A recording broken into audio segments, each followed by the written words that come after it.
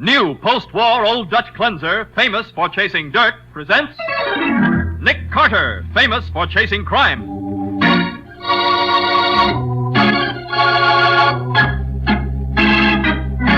Every week at this time, two great names are joined, as new post-war Old Dutch cleanser brings you one of the most resourceful and daring characters in all detective fiction, Nick Carter, Master Detective.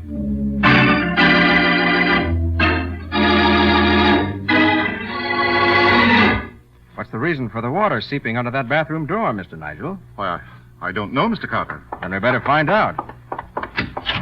Great Scott, it looks like the Johnstown flood. Good heavens. Oh, Nick, look.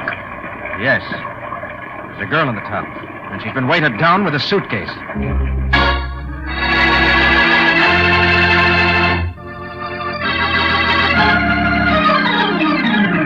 And now, the case of the candidate's corpse. Today's adventure starring Lon Clark as Nick Carter, brought to you by new post-war Old Dutch cleanser. Although it is only 10 o'clock in the morning, Nick Carter has a prospective client in his office, a client whose pompous dignity is a bit startling. Sir, I am the Honorable Wilton Nigel. Oh, yes. You're a politician, aren't you, Mr. Nigel? I, Mr. Carter, am a public servant. Statesman would be an apter term than politician. Won't you sit down, Mr. Nigel? Thank you. Mr. Carter, I want you to protect me. Protect you? From what? I'm scheduled to be the speaker of the day at a stupendous political rally this afternoon in Springville. That's about 20 miles from here. Oh, I read about that. It's going to be an all-day celebration. There'll be a carnival and barbecue and fireworks. Yes, indeed. And my address is to be the feature event of the day. About 50,000 constituents are expected to hear me. And you want me to protect you from them? Certainly not. Mr. Carter, there's a plot afoot. The Honorable Leonard Squire, my opponent, is tied up with a gangster element. And they'll stop at nothing to discredit me.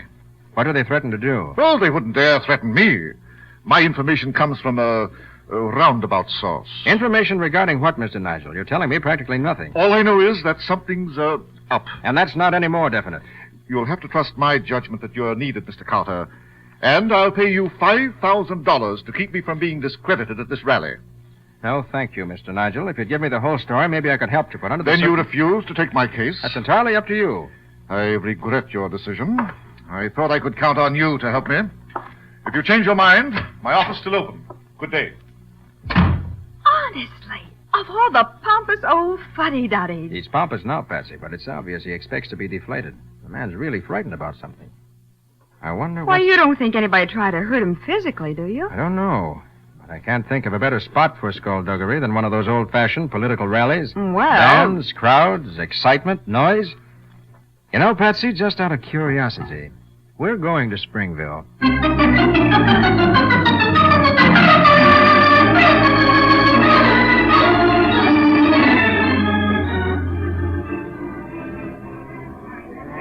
Nick, is this a political rally or a country fair? Well, it's supposed to be a political rally, Oh, Patsy, but- look. They even have a sideshow. Yes, with an Oriental dancer who certainly should draw the crowds, even if the Honorable Mr. Nigel doesn't. Oh, gee.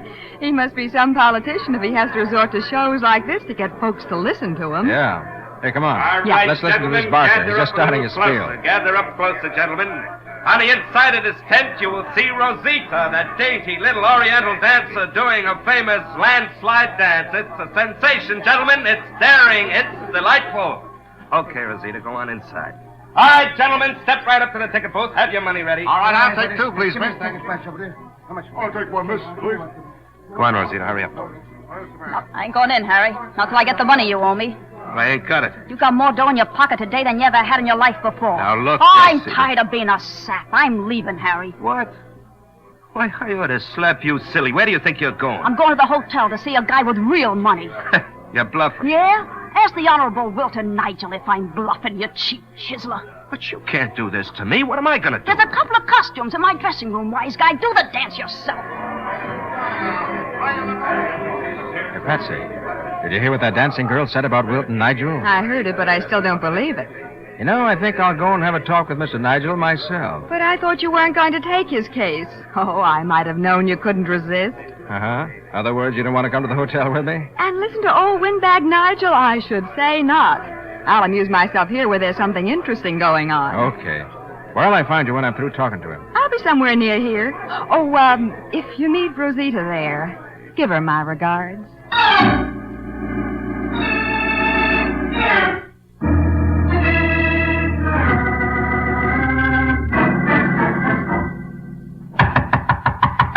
Come on, open up.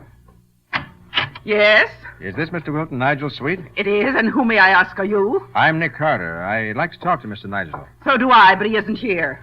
You know where he is? If I knew, I'd be there, too. Oh? And who, if I may ask, are you? I'm Mrs. Wilton Nigel. Oh, you just wait till I get my hands on that man. Is something wrong, Mrs. Nigel? Wrong? There certainly is. You see, he and I went to a political breakfast, and... Yes, I know. When I was here earlier, the desk clerk told me he was at that breakfast. So I went there to see him, but was told that he'd already left. He certainly did. When we were about half through, I left the table to make a phone call. And then when I got back, he'd disappeared. You know where he went? No, and nobody at the breakfast seemed to know either. So I waited for him. But when he didn't come back, I finally returned here alone. So, you have no idea where your husband might be now, then? No, but 2 different bellboys told me that a woman came up here this morning. A young woman in a scanty oriental costume, even had a veil over her face. A woman who had... How long have you been here? Only a few minutes. Why? And how long ago did your husband leave the breakfast? About an hour ago, more or less. Oh, there he is now. Oh, hello, Stella, dear. Sergeant Matheson, this is Hey, my wife. Nick Carter. Matty. Hey, what are you doing here? Mr. Nigel told the chief you turned him down. I did, but... Say, aren't you outside your bailiwick, Matty? Well, it's my day off, and Mr. Nigel's a personal friend of the chief, and Sergeant so I... Matheson volunteered to be my guest at this great political rally, Mr. Carter. Wait a minute, Mr. Nigel. What's that water coming from under your bathroom door? Water from Hey, under the looks box. like you need a plumber, Mr. Nigel. You better see what's the matter. Great Scott, it looks like the Johnstown flood. Oh, good heavens, you forgot to turn off the water after you shaved this morning, Wilton. I'll turn it off right now. Stella, that water's coming from the tub, and I didn't take a bath this morning. Are you sure neither of you saw a girl in this hotel suite this morning? I'm sure I didn't, but I'm not at all sure what Wilton saw. Now, Stella. Hey, what's all this about a girl? There's one here, all right. In the bottom of the tub. Weighted down with a suitcase. Oh, Pete's sake. A girl in my bathtub? Matty, Yeah, you know anybody in the local police force? sure I do. Why? You better give him a ring. Tell him what's happened. Okay, I will. Look, Nick, what do you figure killed her? That'll be up to the coroner, but whatever it was, it's obviously murder. Murder? Mr. Nigel, will you come here, please? Why, well, all right. Ever see this girl before? Well, never. Most decidedly not. Mrs. Nigel. Oh, dear. I can't. Oh, what a disgraceful costume. Looks like she was a dancer from that outfit she's got on. Yeah. Yeah. Well, I'll go see the local police chief, Nick. Oh, but if there's any publicity about this, it can ruin my whole campaign. Oh, yeah? Well, you got more in the campaign to worry about now. This is murder. Dear, oh, dear. Oh, Mr. Carter, who on earth could have done a thing like this? I don't know, Mr. Nigel. Both you and your wife had the opportunity to kill this woman. But that's preposterous. You think I'd have anything to do with a woman like that? Why, she's from the carnival, isn't she, Mr. Carter? She is. And I happen to know she left the carnival grounds close to 2 hours ago. Where were you then? Why, at the political breakfast, and I haven't been back here since. And you, Mrs. Nigel, where were you? I was, Carter, catch her. She's fainted. I've got her. Oh, good. Here, put her on the Davenport. I'll give you a hand. Oh, easy now. Now, there. She'll be all right in a minute. You better get her some water. Oh, well, of course, Mr. Carter. Mr. Nigel, would you have any idea why your wife fainted? Why, no, unless it's the shock of finding a dead body in our bathtub. It wouldn't have been because she didn't want to tell me where she was, would it? Oh, ridiculous. She was at the breakfast with me. She there all the time? Why, You may as well tell me, Nigel. I can easily find out from those who were there. Yes. Well, no, Mr. Carter. Partway through the meal, she excused herself to make a phone call. How long was she gone? Well, as a matter of fact, when I left to meet Sergeant Matheson, she still hadn't come back. I see. Well, Mr. Nigel, as soon as we're sure your wife's all right, you and I are going to see whether we can find out why that girl's body is in your bathtub.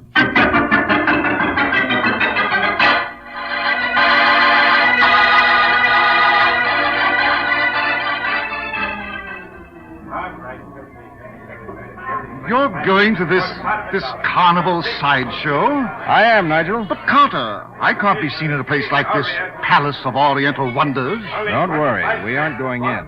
Thank heaven. The man who runs the show can give us the information I want. Oh, pardon me, mister. Huh?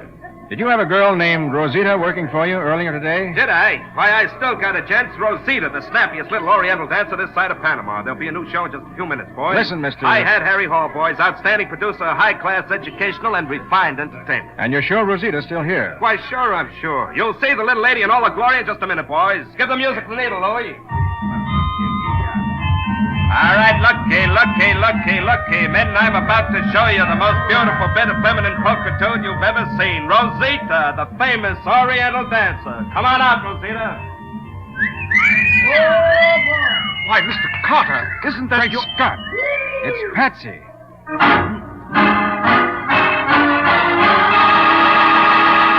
Patsy Bowen may be able to pass as Rosita, the Oriental dancer, to the satisfaction of the public, but not to the satisfaction of Nick Carter. We'll find out the reason for Patsy's masquerade in just a moment.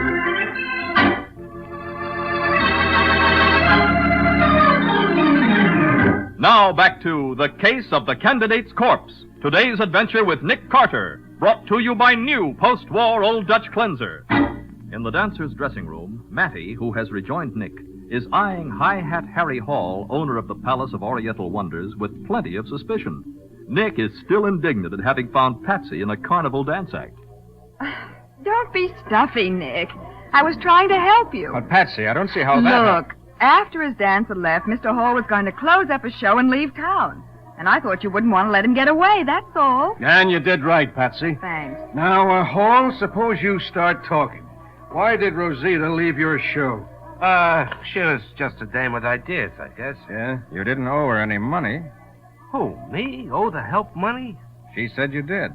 And she also said you had more money today for the first time since she'd known you. Where'd you get it? Oh, listen, smart guy. No, you listen. The local police have asked me to work with them. You mean that dame sick the cops on me? Why, I'll slug that... Oh, no, you won't. Harry, she's dead. Come again? I said she's dead. Her body's in the morgue right now. I don't believe it. You will. You'll even get a chance to look at it. Meanwhile, I'm going to take a look through Rosita's stuff. You won't find anything, Sergeant. No, why not, Patsy? Well, that's another reason I took Rosita's place. I wanted to see whether there were any letters or anything that involved her with Mr. Nigel. Well, good for you, Patsy. What did you find? Nothing. Just extra costumes, makeup, the things you expect to find. Oh, speaking of costumes, Patsy, you better get into your street clothes. That Oriental costume Oh, what's on you. the matter? Don't you think I look cute in this outfit? You sure do, baby. As a matter of fact, Patsy, it doesn't look well on you at all. Well, I like that. Why not? Because the suntan pattern on your back doesn't match the lines of the costume. Oh. This Oriental costume is cut very differently from your bathing suit, around the shoulders. Say, I guess you're right. I noticed the same thing on another girl just a short time ago. Look, Hall, what's this Rosita's home address? Well, you got me there, Sarge. Oh, come now, Hall. She worked for you. Didn't she have any references? On a show like this, you don't ask for references. You take whoever you can get. Matty? Yeah, Nick. I think we'll give Hall a chance to spend some time with Mr. and Mrs. Nigel. What do you mean? I mean he's going back to the hotel and stay with them while you and I go to the city. Oh, for the love of Pete, Nick, there what's are labels in the girls' costumes, and the costumer may have a record of the sales. Of course. A good idea, Patsy. We can start our search there. Yeah, but look, what if Hall here tries to take a powder while we're gone? Have one of the local policemen keep an eye on him, Matty, and see that he doesn't get away. Patsy, Yes, Nick? for the last time, will you get out of that costume and into some decent clothes? You've got work to do. A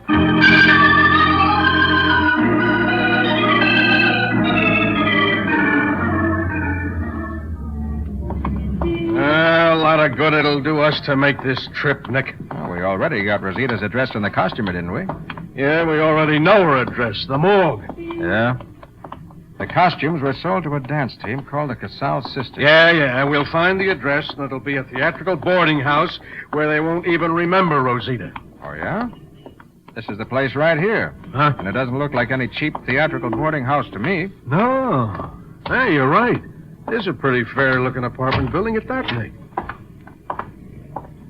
Now, let's see. Hey, we're in luck. Oh, yeah? Here's the nameplate, see? Oh. Roxanne Cassell, apartment 1C. Yeah. Okay, press the buzzer.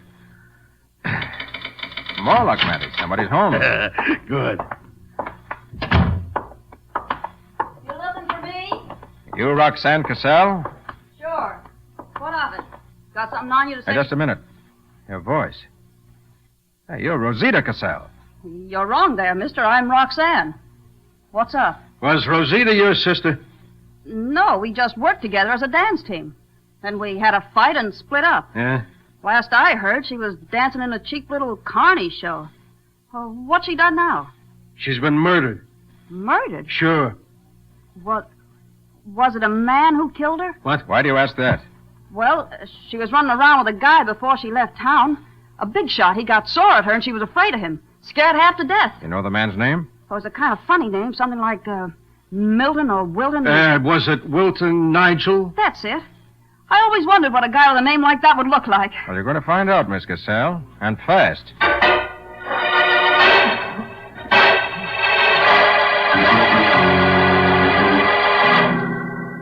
Patsy, I thought I told you nobody was to leave this hotel room. Where are Mrs. Nigel and Mr. Hall? They're with the local police, Nick. How come? Well, they wanted Hall to identify the body, and they wanted to question Mrs. Nigel about leaving that political breakfast before it was over. Sergeant Matheson, are the police questioning Stella because they think that she... Look, Mr. Nigel, this is a murder case. They'll be questioning you, too, when they hear what this young lady here has to say. What?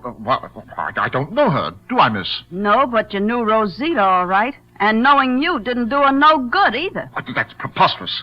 They brought you all the way out from the city just to accuse me of murder? Nobody's accused you of murder, Nigel. All I know is what Rosita said about a guy named Nigel. Oh, please, if Stella should come back and hear...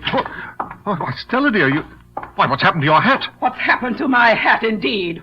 What's happened to me? Mrs. Nigel, where's Hall? Oh, where is he?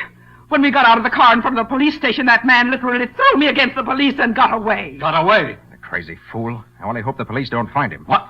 Oh, now see here, Nick. Matty, if they catch up with him, they may shoot to kill. You couldn't blame him either, except that he isn't guilty. He isn't.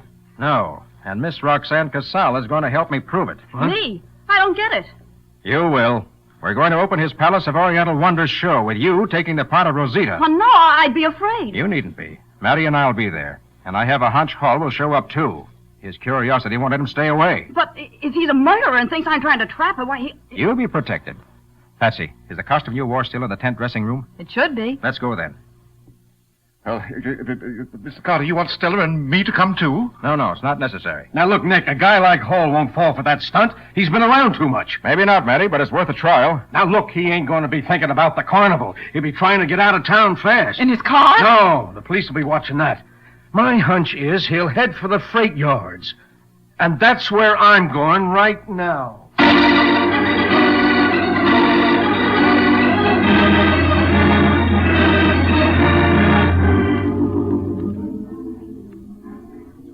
But it's so hot in this tent, Wilton. Stella, dear, we have to stay here. Mr. Carter said so. And I suppose we have to watch that woman do a dance. I'm afraid you do, Mrs. Nigel.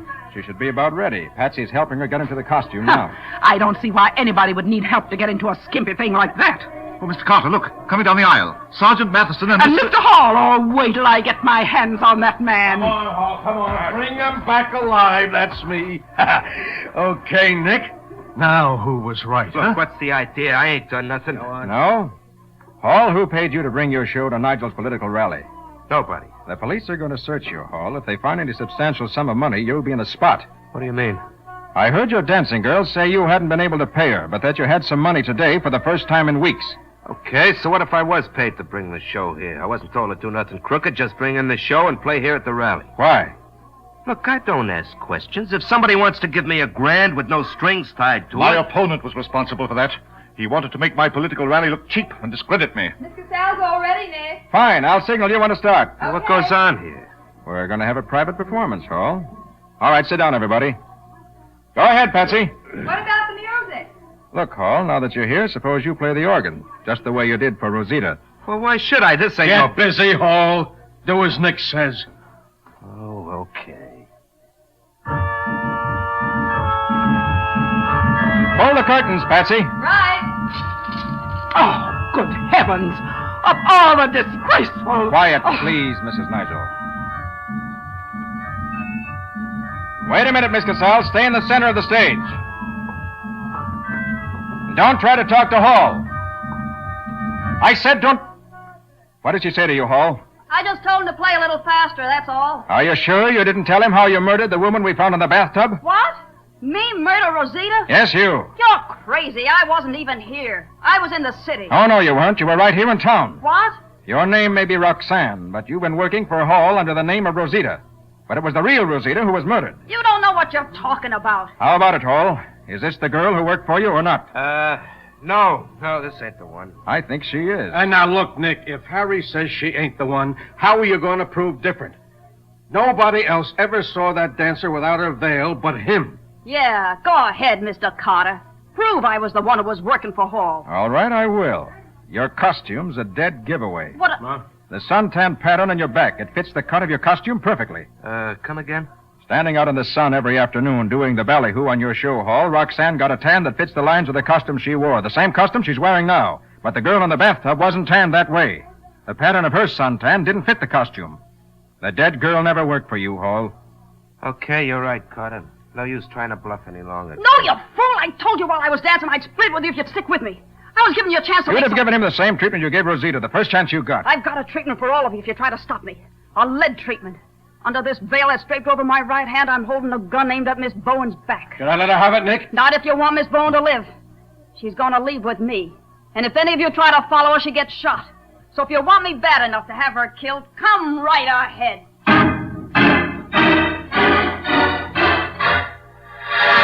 Patsy slowly puts her hands up as the dancing girl reveals a new use for a veil. Nick hesitates as the two climb down off the platform. We'll see what happens in just a moment.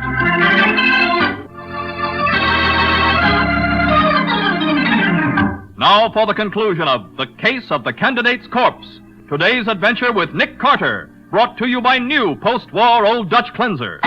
With her veil-covered revolver pressed firmly against Patsy's back, the dancing girl moves toward the rear of the tent. Keep away from me if you want a live secretary, Mr. Carter. You heard her, so help me. It's all up to you. If you don't follow me, she'll be all right. Toss me your car keys, Harry. Now look. Be quick about it. Okay. Now, lift up the side wall of the tent, Miss Bowen. Lift up the what? The tent canvas. Lift it up so we can get under the tent. Oh, okay. There. Higher, you dope. I can't. That's as high as it goes. All right, hold it steady while I get under it. Don't you... Hey! I've got her, Nick! You've got me, have you, you little son? Oh! Matty, hold the canvas up off so I can get a hold of it. Right, Nick. Watch out, Patsy. Don't let it... Okay, I've got it. Hurry, Mr. Carter, before she kills somebody. All right, Patsy, you can relax. I've got her gun. Yeah, and I got her. That's what you think. Why, Oh, no, you won't. Now shut up and behave yourself. You all right, Patsy? I guess so. A couple of sore spots, but that's all. Knocking her over with your foot when she bent down to get under the tent wall was fast thinking, Patsy. Remind me to tell you later what a smart girl you are. Why, thanks, she's Nick. not so hot. If I hadn't been off balance, I'd never... All right, Roxanne. Why did you kill Rosita? Rosita had it coming to her. Why? She had me working in this Connie job under her name. Because she was working a blackmail racket and wanted an alibi if anything went wrong. And she could claim she was out of town with Hall's show? Yeah. Was Rosita planning to blackmail Mr. Nigel? No. The gang that's trying to keep him from getting elected hired her to come up and sneak in his hotel room while he was out. Uh-huh. She's going to put on a big act about how she was his girlfriend and all that stuff. And when she was through with her act, Nigel would have had to withdraw from the race or face a nasty scandal. That's it, Mr. Carter. And if anything went wrong, Rosita would have taken your place in the show. Why, sure. She could have proved she was doing a dance act at the time she was supposed to have been putting on her act with Nigel. Oh, I get it. Pretty clever. Clever? Disgraceful, you mean? But how did you happen to go to the hotel, Roxanne? Saw a chance to make myself a nice hunk of money. So I decided to sell what I knew to Nigel. Only when you got to the hotel, you found Rosita was already there. Yeah. Yeah. She'd have guessed I was there to double-cross her when we got into a fight. I knew I had to get rid of her, so I hit her over the head with a bookend. And you put her in the bathtub and turned on the water. Yeah. Then I went back to town to see if I could find where she kept her money. But you got there too soon. You mean he got there in time to save me from being the victim of a dirty political plot? It almost looks as if I'm a man of destiny. Save the speech for tonight, Wilton. Yes, Mother. One thing, Mr. Nigel. When you came to my office, why wouldn't you tell me where you got the tip that somebody was plotting to ruin your career? Well, it was an anonymous phone call from a girl. It was from me, in case I decided to sell out to you. Then why didn't you tell me that, Mr. Nigel? And have Stella know a beautiful young girl had been talking to me on the phone? Dear me. I'd rather go through anything than have that happen.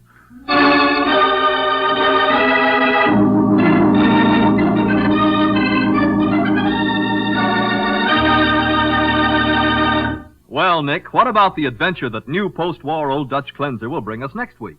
It's a story about a woman who writes soap operas, Mike, and does a good job of it, until the murder she writes about actually happens in real life. And every suspect has a perfect alibi, too. But when the radio actress who plays the part of the murder victim disappears... Wait a minute. This is getting too complicated. Not complicated, Mike. Just puzzling. For such a simple murder, it was almost perfect.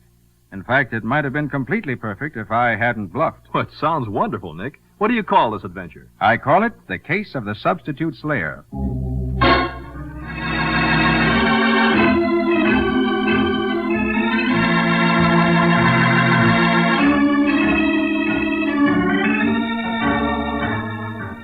Nick Carter, Master Detective, is presented each week at this time by the Cudahy Packing Company.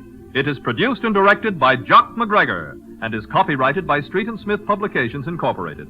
Charlotte Manson is featured as Patsy. Mattie is played by Ed Latimer. Today's script was written by George B. Anderson. Original music is played by Henry Silverne. This program is fictional, and any resemblance to actual persons, living or dead, is purely coincidental. This is Youth Month, and we are happy to join the salute to young America, upon whom our country's future depends. But a salute is not enough. We must see that every American child has the opportunity to become a happy, useful citizen. To do this, we must make our homes our children's homes. We must know their schools, teachers, and playmates. We must provide the kind of recreation that results in physical and mental health. So let's make this month significant by observing its principles the year round, thus assuring our children of an even better America. This is Michael Fitzmaurice saying, when minutes count, use new post-war Old Dutch Cleanser.